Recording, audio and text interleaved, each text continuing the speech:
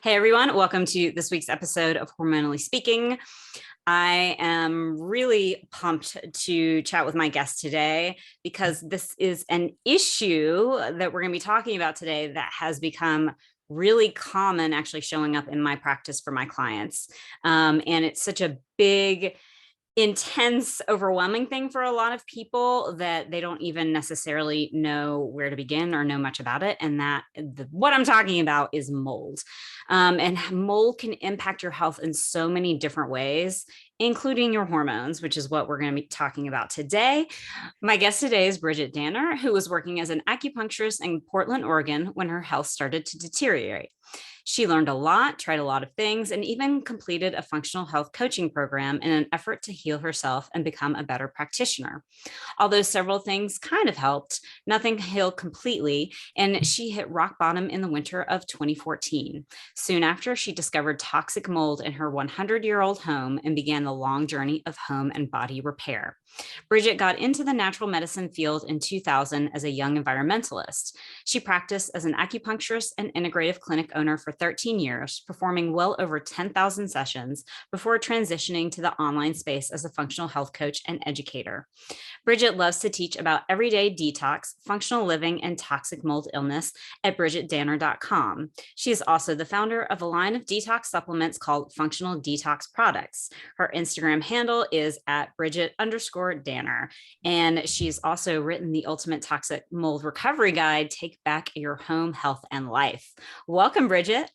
Hi, thanks for having me. Oh, so excited. As we were talking about before we hopped on here, and as I kind of mentioned in the beginning, it's such a huge, overwhelming topic, right? Mold, like this thing that I don't think people ever thought is really impacting their health in that big of a way before. It's like they would like find mold in their house and it's like, oh, let's just bleach it and get it to go away. But now we are learning how it can really impact so much, including our brain, right? And as we're going to talk about today, our hormones. But can you take us through some of the basics of how mold impacts our health? Sure. So mostly the mold that impacts our health is water damaged buildings, right? Mm-hmm. So yes, there can be a little mold like inside your toothbrush or like on some bread or whatever. We'd still want to avoid those things, but those aren't the things that are getting you chronically ill. So your home that you're in, minimum 8 to 10 hours a day, maybe all the time. Once COVID started, a lot of people are home. If there's been plumbing leaks, if there's like humidity issues, roof leak, big storm, a roof hasn't been maintained, gutters aren't being maintained, crawl space is moist. There's just lots of areas where mold can grow and just do its thing because it's got wet food to feed on.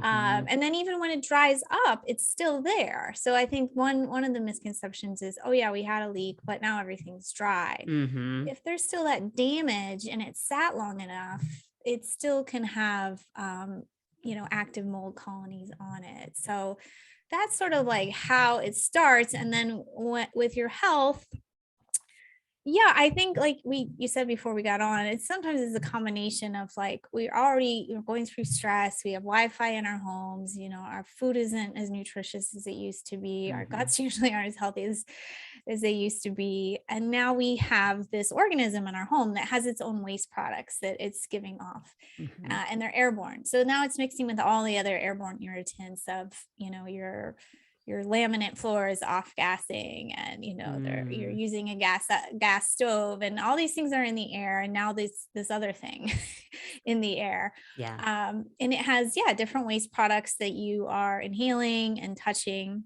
and a little bit of exposure is usually not enough to cause a problem. Your immune system will deal with it. It's just more like chronic exposure, which I think eventually will kind of take down anyone, to be honest, but chronic exposure plus some background of health issues is, so to speak, even worse, or genetic makeup. Yeah, I was gonna say there's certain genetics, right? That it's like it's real bad if you maybe have problems with detoxification, things like that, right? Yeah, it gets a little oversimplified with genetics, as if there's just like there's one gene that can Right. identify, but our genetics are very complicated. And yeah, some of us are just born better detoxifiers Mm-hmm. than others too. Mm-hmm. So one interview I had a couple of months ago was a parent of a 5-year-old who had a moldy window in her bedroom, very young, should be healthy, right? Mm-hmm. Uh, had developed autoimmune alopecia, like Oh lost all the no. hair on her body. So it Mm. doesn't necessarily mean, okay, you're older and, you're going through menopause, and so you're going to be affected by mold. It could be anyone. But Mm-hmm. if you are older and going through menopause and now you're in mold, you're probably going to be feeling it. It's not a pretty So picture. yeah, that it just can be more complicated to treat, in a sense. Yeah. Like the little girl in the story actually did, in a sense, get well quickly once they figured Mm-hmm. everything out. Their She bodies didn't have rebound a to. little faster than when we're older. Exactly. Yeah. Yeah, we just have more of a collection of other things going on by Mm-hmm. the time we're older. Mm-hmm. Mm-hmm. So specifically, how can it impact hormones? Yeah, this is so interesting and definitely doesn't get talked about enough. In my own journey when I was sick, my hormones were impacted, and the 0% was suggested it could be mold, like ever. And I was already starting to study functional medicine and stuff, and even Mm-hmm. still, it wasn't suggested. So I especially think those like really persistent hormonal issues, and you may have clients like this, Christine, which is why it's coming up in your practice. You're like, well, I am going to bed on time and I am taking my Right. supplements. And like, why am I still so off? For me, I was having breakthrough bleeding in my cycles. Mm. I developed really mild, but I developed Hashimoto's. That's another thyroid Mm. issue. It can affect your insulin handling and your weight. So, one really interesting thing I think that is a great visualization of how this all happens is you're inhaling things through your nose, right? That's kind of information that the body and the immune system is dealing with. It goes up into your nose, right basically in the center of your head, Mm-hmm. which is where your hypothalamus, pituitary are. Right. Right. Um, and it breaks down the blood-brain barrier and can Mm-hmm. enter the brain and even inflame those very important master glands right there. Mm-hmm. Well, I Mm-hmm. learned that little tidbit a few years later from my own discovery of mold. I was like, wow, You're that like, explains a and there it lot. is. Yep. Mm-hmm. Done Yeah. and done. So right there, it's inflaming that gland, which is going to inhibit correct hormone production and communication with the rest of the body. So that's one way. Mm-hmm. And then when the other areas of the brain are inflamed, one thing you can do is be kind of over emotional, not handling stress well. That cortisol can mess Mm. up your hormone levels. Um, and then it's a burden on the liver. Mm-hmm. It actually is like attacking the liver, plus the liver has this huge job, plus it's usually making leaky gut, which is now more waste that the liver has to deal with. And the liver is supposed to be processing your hormones too, Right. so that's a problem. Again, it's usually making a leaky, inflamed gut. Mm-hmm. And then that's another place you're supposed to be detoxing hormones out.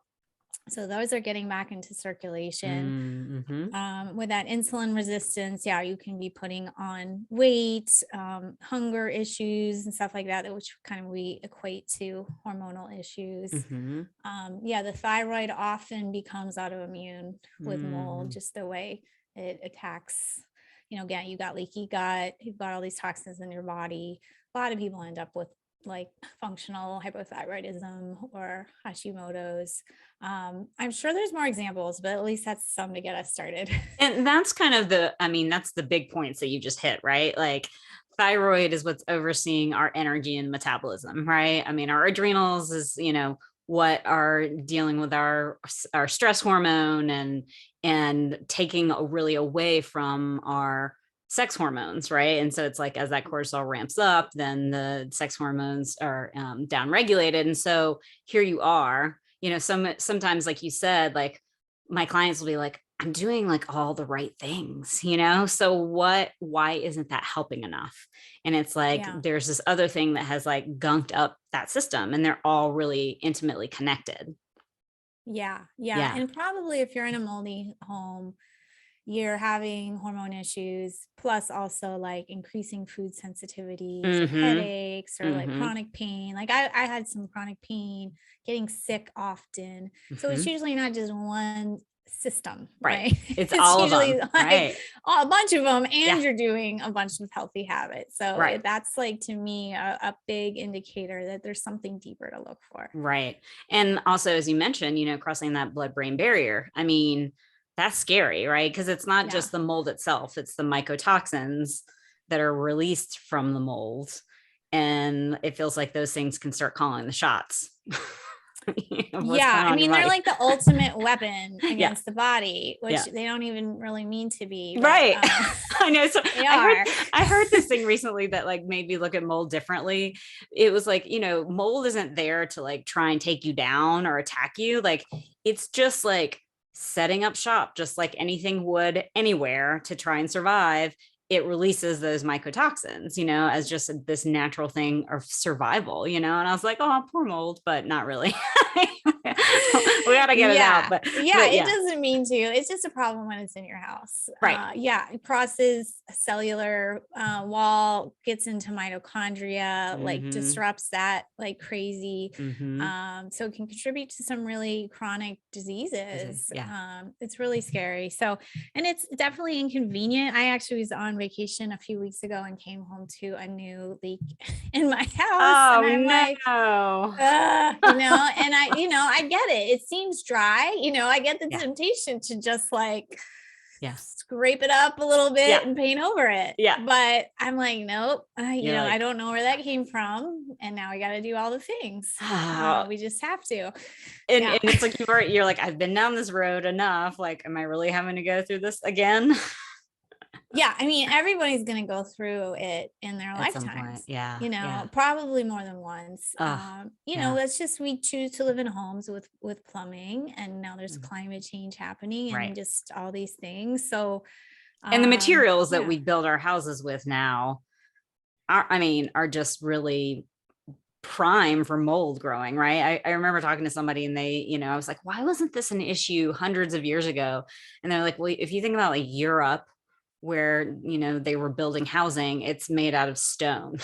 It's the it's still mold a can't. problem though. I Oh, it mean, is. I Oh, okay. think both things are true. Yeah, I Mm-hmm. mean, drywall and the way like we insulate now makes a problem. Mm-hmm. But yeah, I have clients in those old homes in Europe, Mm-hmm. and there's less resources for those folks about mold because yeah, it Mm-hmm. can be very damp and wet, and like stuff is, plumbing is like inside of like stone wall. Yeah.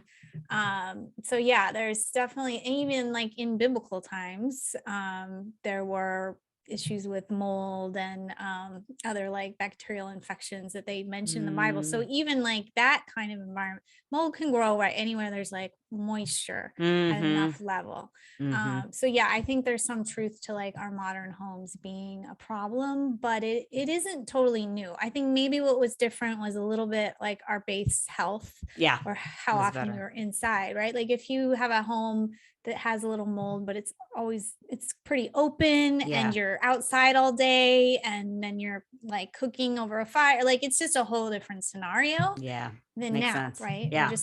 We're in it Yeah.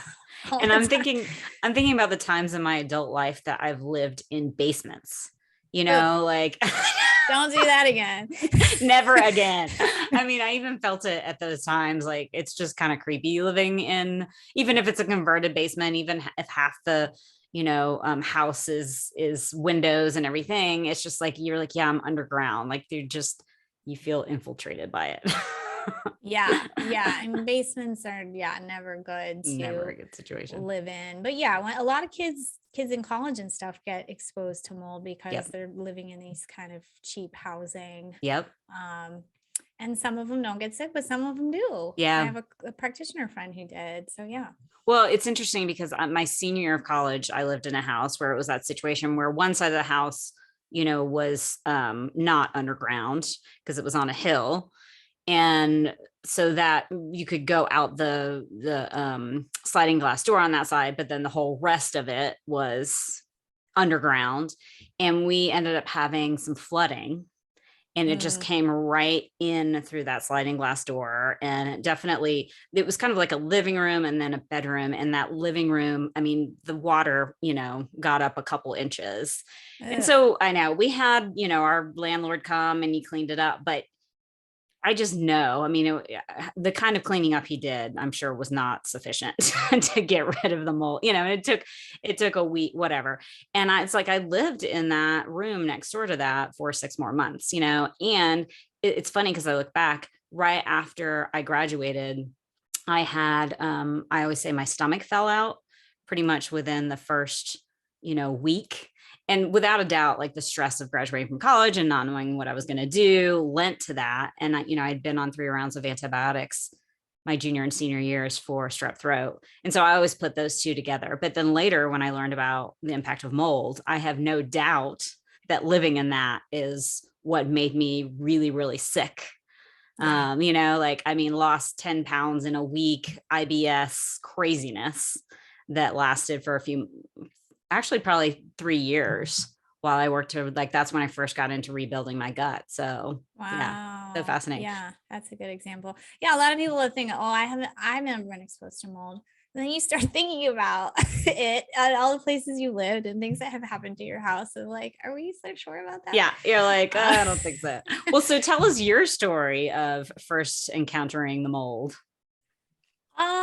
Yeah, unfortunately, I kept living in a house completely clueless, for like 8 years. Wow. Yeah, I moved in when I got engaged, and I moved into my ex-husband's house, and I got pregnant really fast, and so a lot was changing in my body anyways, and I had a new clinic, and maybe similar to you, like maybe what they told you in college was like, oh, well, it's just stress and stuff like that. But I just kept collecting symptoms, and they would change and come in and out. Probably looking back, winter was a lot harder for me. But I get sick like once or twice a month. I had this chronic back pain that no one could ever help. And then they just tell me I was stressed. And gut stuff, had to have like a perfect diet, had that breakthrough bleeding in my cycle. So I was just doing everything I could to learn, and I get some improvement and then some fallback. Actually, when I got strep throat was one of my biggest, that was sort of the beginning of the discovery. I hadn't taken antibiotics in 20 years. I had strep throat. I just didn't recover. I was exhausted. I did a detox. It didn't help. I had just started working at home. So another ding, ding, ding. Yeah, you're like, something's happening around me. I was like, I was getting IVs. I was doing, and I was seeing these naturopaths at the college, and I was like, you got to check me for something else. Like, I'm literally like, there's nothing else I can do to be healthy, and I'm not. Yeah. And so they ran some tests for like autoimmune stuff, and they asked me about my house, which I think all of us have a point in our story where somebody asked about our house, and we're like, so hopefully for this podcast, that's some of your listeners, because, I just hadn't ever considered it. Yeah. And so we had gotten a cat, which was one factor, but we had a little like minor flooding in our basement, which was always kind of moist and stinky. So I brought that home to my husband at the time, and he was like, yeah, I do want to get tested for mold. And honestly, I didn't really, because I knew what a mess it would be. Exactly. I was like, no, I don't want to know. Yeah. Yeah. So I had a really good inspector. I know not everyone has had a good experience, but he was super thorough, and just seeing, how are your gutters draining? Is there moisture in your walls? Like, is there any signs? Like, I would say the only visible mold we had in our entire home, which later turned out to be quite full of mold, was just like a tiny bit of black spots on the baseboard in the basement only. That's wow. it. Wow. Like tiny. Yeah. And so, you said before we came on, a lot of mold is invisible. It's in the walls. So we had probably 5 different types of water damage happening in different places, attic, windows, how the basement was set up. And then, the basement was too humid. We should have been running a dehumidifier in there the whole time. So yeah, it's usually not even just one water issue you've got in your house. Right. When, I have this inspector friends now, and they're like, it's usually like 5 spots moldy. I had an old home that had been built upon over time. We were 2 dumb homeowners who weren't doing things right as far as like drainage and dehumidification and stuff like that. So I just had no idea. Our house didn't look like anything was wrong with it. Right. So then when we found out, it was, a whole huge process to remediate. And a big part of why I wrote this book was like all the mistakes we made with remediation. So important for people to know. Yeah. You can kind of try to attack it and make a lot of mistakes and get your other belongings affected. So it's not just the mold spores, it's like what they release, like you said. I don't know if you want to call them, they're not exactly gases, but they're like such tiny little molecules that they can embed in your sofa, your books, and get into your computer. They're going to get on the backside of your fridge. Like they're going to get in everything. And if you become quite sick, now all these things are potentially affected. So you just have to be really careful what you do next when you find out you do have mold. But that's down the road, right? So first is you can kind of look at your symptoms, visually inspect, and like kind of do a check of like, okay, what has happened in this home or other homes? Like it could still be affecting you from another home. Right. And then you can, hire an inspector if you own a home, or there's different at-home mold tests to do. You can test your body.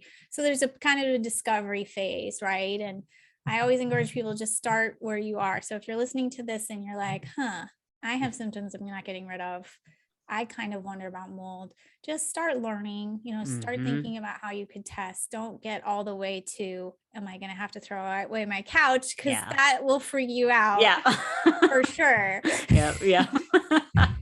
No doubt. Did you guys have to move out during the remediation process? Oh, that was one other mistake. So we were still in there. The first thing we did was the basement. And they said, bring all the stuff from your basement up to your main floor. This is a horrible idea. Yeah, not a good idea. Yeah, we did it because we didn't know anything. And then, that was horrible. And then we had like our siding redone, and somewhere in there we decided, we have to move out because I was still working from home. So luckily my parents had recently bought a home that they hadn't moved into yet. So we lived there. We were lucky with that. And I know a lot of people say, oh, I don't have anywhere to go. But if you really, put yourself into it as a necessity, you can figure it out. Right. If your home is quite moldy, you cannot stay while it's being remediated. And we didn't even keep the home.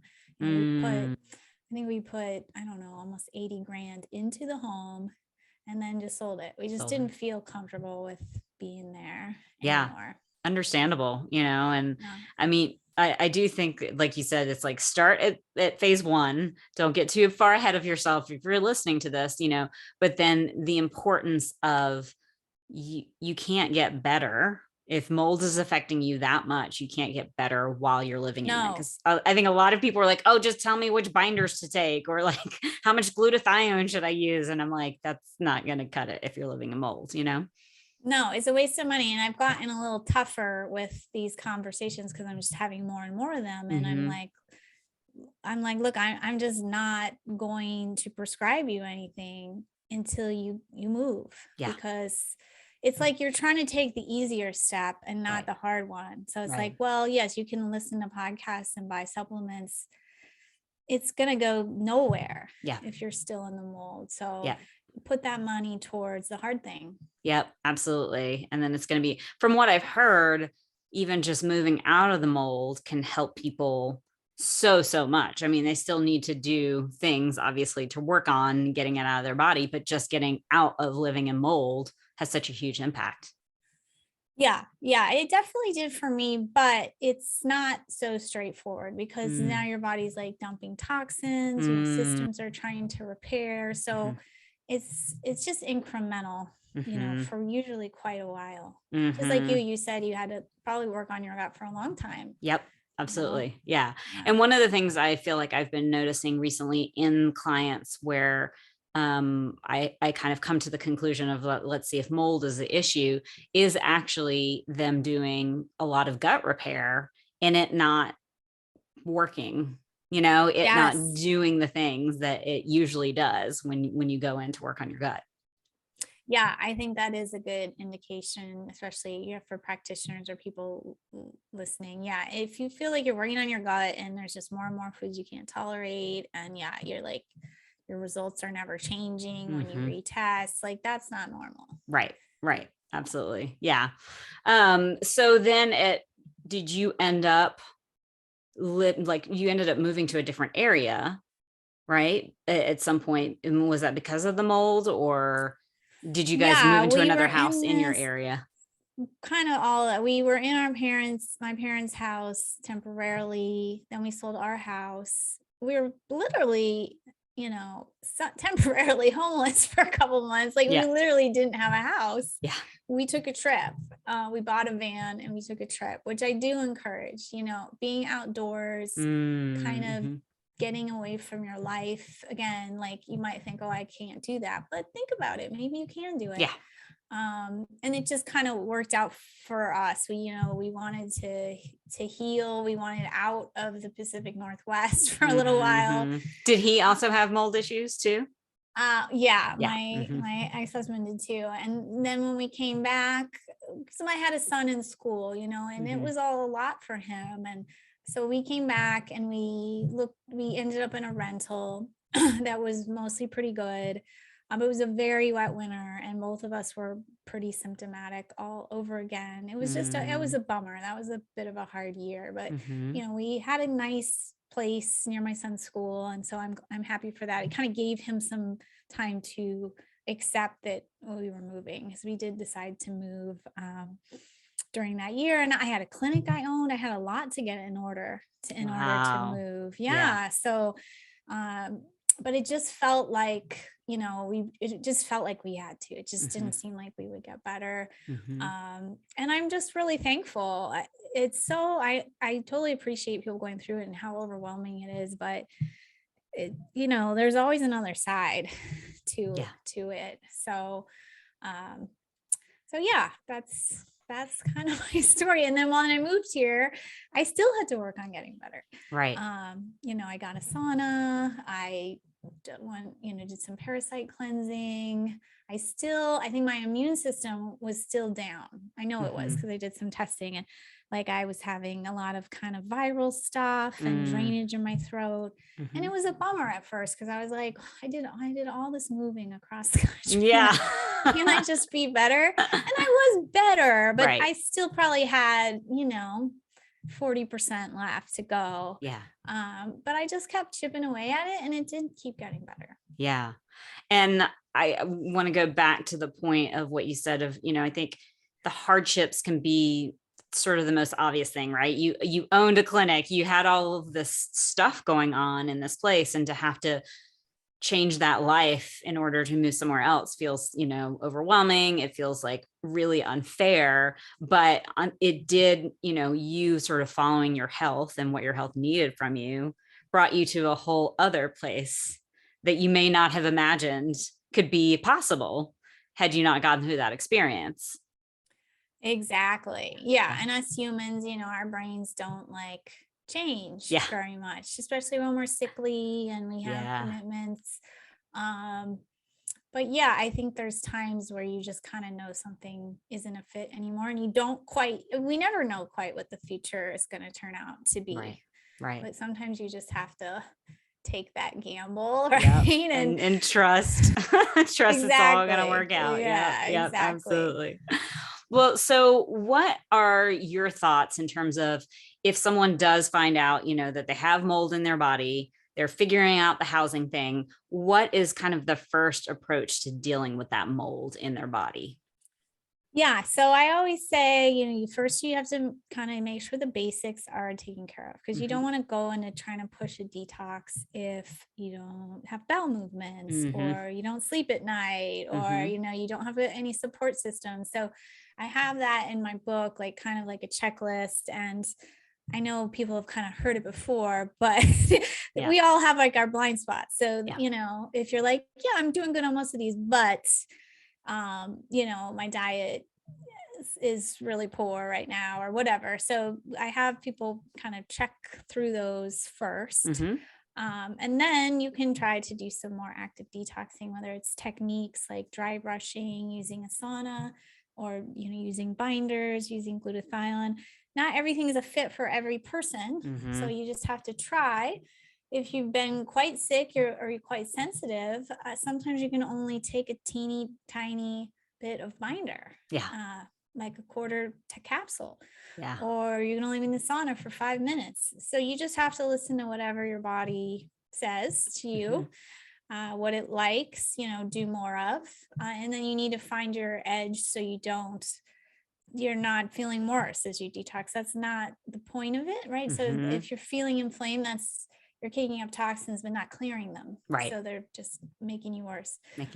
So then you can start experimenting on that level, kind of trying things, finding your fit, and then you have to later start rebuilding all those other systems. Although, Christine, one thing I would say, because this came up in an interview, I think potentially you can check and supplement hormones soon, like from the beginning. I don't know if in your practice or not, there's like, hormone supplementation, like, okay. Okay. So I think that could be, something that can give you some energy. That's what exactly you're going through. 100%. Like when you're bottomed out, I remember in my programs, it's like always gut first, but the reality is if you're just bottomed out, you can't detox properly, right? You can't go in and eradicate stuff. Like there's just you need a little bit of oomph to get through your day, And so, I'm definitely totally fine with supporting on that end, to get people to be like, okay, now I can handle this process of detox. Because if you're already like down here, detox is not going to be good. Yeah, I 100% agree. And I think, until somebody asked me on that on an interview, I was like, actually, if I could have done something differently in the steps I took, I think I would have done some external hormones sooner. I had someone prescribe me a thyroid med early on and it wasn't a fit. And then I just never tried again.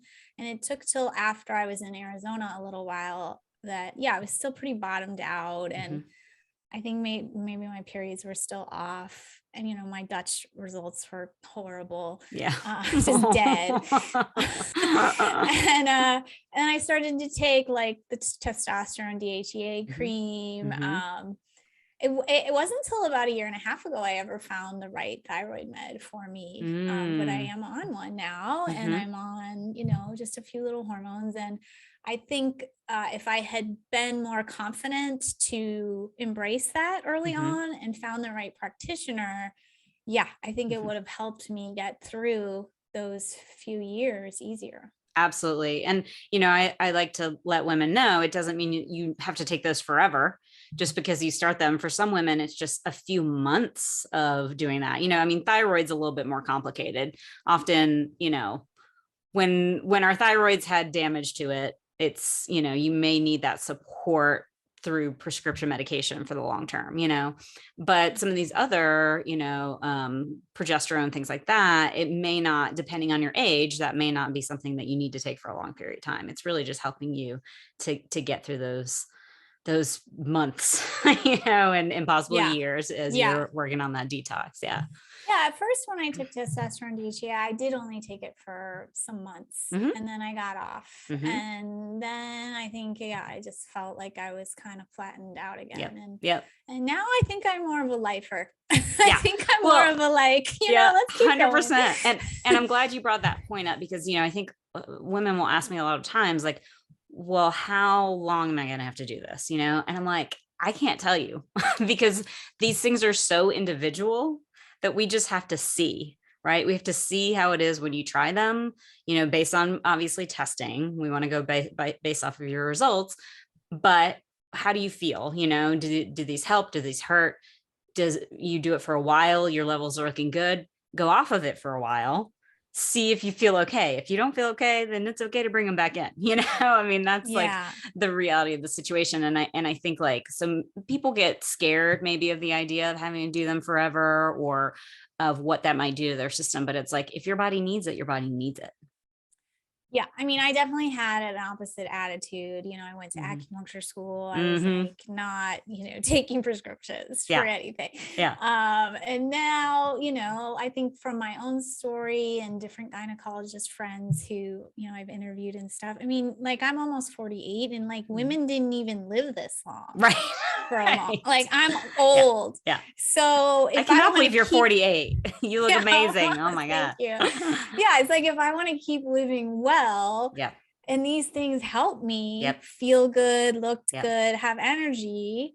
And I wish I didn't need thyroid, but I actually ran out of mine, like, I don't know, 6 months ago or something. And I was like on the table, I was like, okay, I guess I do need those. It's not like I'm bouncing off the walls on it, but if I weren't on it, and I get checked, and if on my meds, my levels are looking good, that means it's keeping me in the right place. So I don't know what exactly my thyroid went through, or my liver went through, and I'm certainly really have healthy habits, but I just don't convert well to active hormone.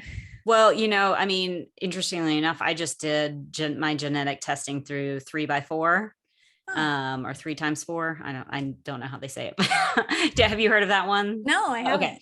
I don't know. It's been around for a couple years, but relatively new.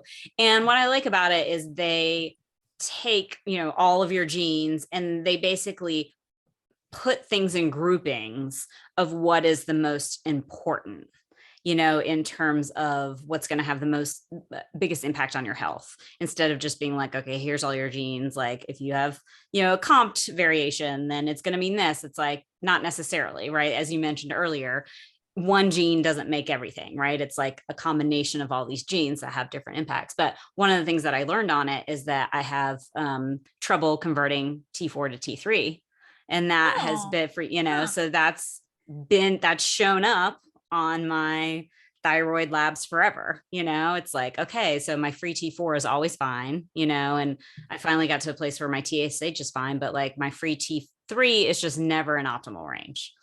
I'm the same way. Maybe I have that too. Well, it's interesting, right? Because I do think it's all the other things too, right? The liver being impacted, the gut being impacted, and all the things that I've gone through, but I also have that genetic predisposition. So I was like, oh, okay, that's kind of cool when that like lines up, because then you're like, yeah, so I do need this help. I mean, for me at this point, I use like thyroid glandulars, but I've gone back and forth with medication too. And so, but I will always need something, and that extra selenium too, Interesting. Yeah. I think, I mean, and I can't prescribe anything besides supplements, but I can get the resistance to like having to fill a prescription and blah, blah, blah. Like that, it's a more controlled substance, but and it's everyone's own choice. I have a client I just reviewed who has kind of same issue as us, and she's going to start with the glandular. She just, doesn't really want to go the other route. It's like, see if it works, I'm like, good. Let me know in 3 months. Like take it regularly. Let me know.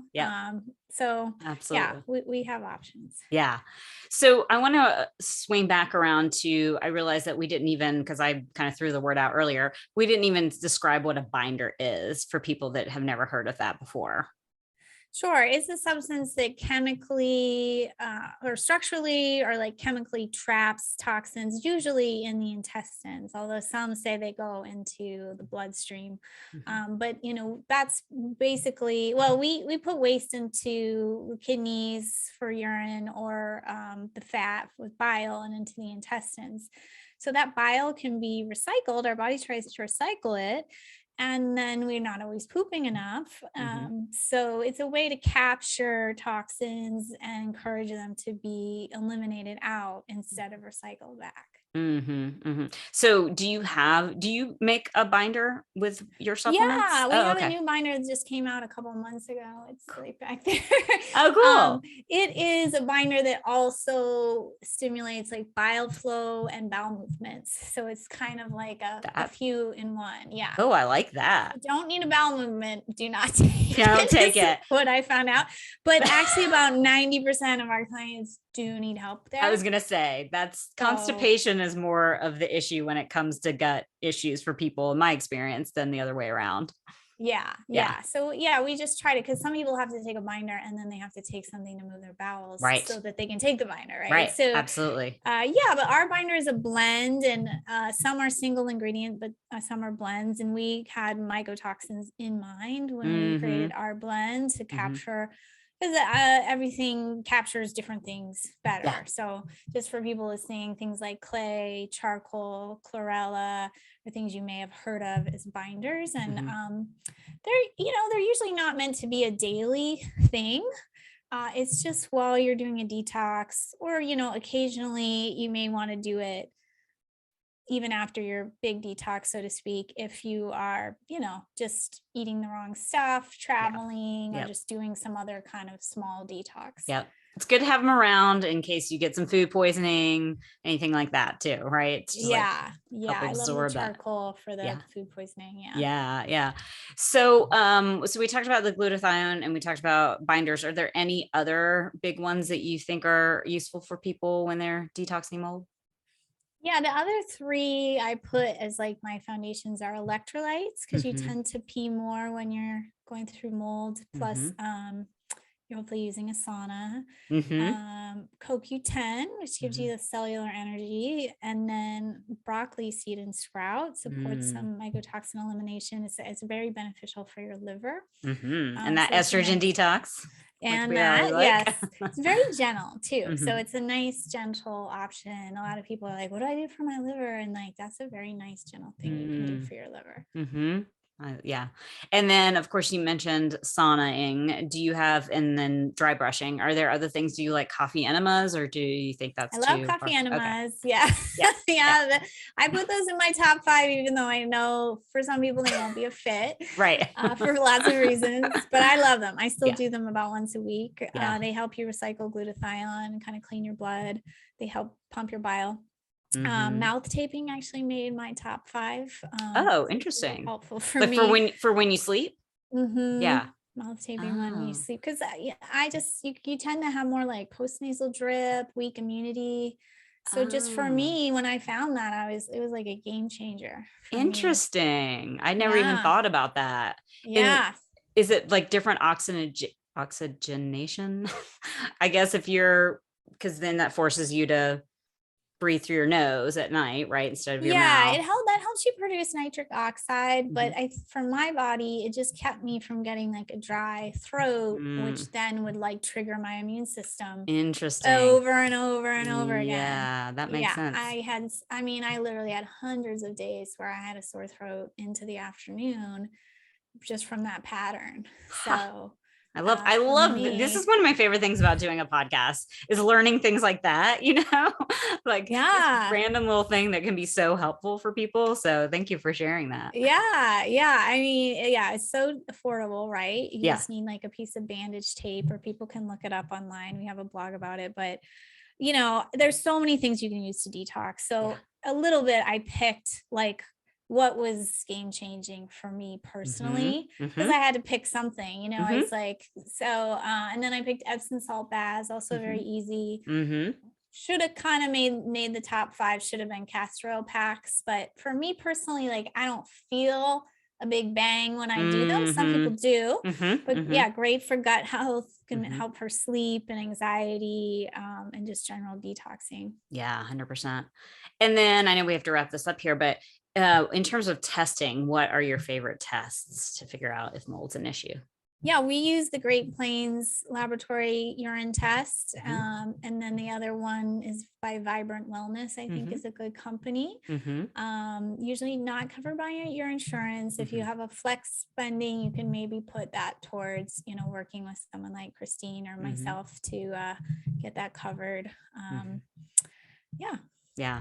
And do you end up doing other tests too, along the way for people when you're trying to figure that? Usually, Yeah. yeah, I mean, that's sort of my biggest strength, I think, is that long stretch of time where you're rebuilding your body. Like I came from a Chinese medicine background, and it's very much about like, supporting the whole system and like noticing where imbalances are happening. So yeah, it's, generally people have been exposed a while and they didn't know it. So a lot of things have broken down. And then we just basic on people's budget, right? I know it's very expensive to go through mold. So if it's calling you to check your gut and you have the money, great. If you don't, there's a lot that we can assume based on your symptoms and, all the other clients we've had with mold. So, there's some flexibility there in the cost of all this. Yeah. That's great. And thank you for sharing that, because I know between it having to be removed from your house, remediation and all of that, and then that, the personal experience of it, people can definitely be like, oh my God, I can't. So to know that there's some options there, some wiggle room. So I was I will definitely, as I mentioned in the beginning, I've had this coming up for my clients recently. And I am not trained in it, so I will pass them all along to you. Thank you. Yeah, we have like, you can just put a lab in your shopping cart and you can like just put a binder in your, like, we make it pretty easy. Nice. It's nice with the online. Yeah, absolutely. Well, thank you so much for all this amazing information and the time that you shared with us today. This was great. Yeah, it was a pleasure. I'm always happy to talk about mold. Yeah, like the fun mold. I'm that girl. All right, you guys, I will see you next time.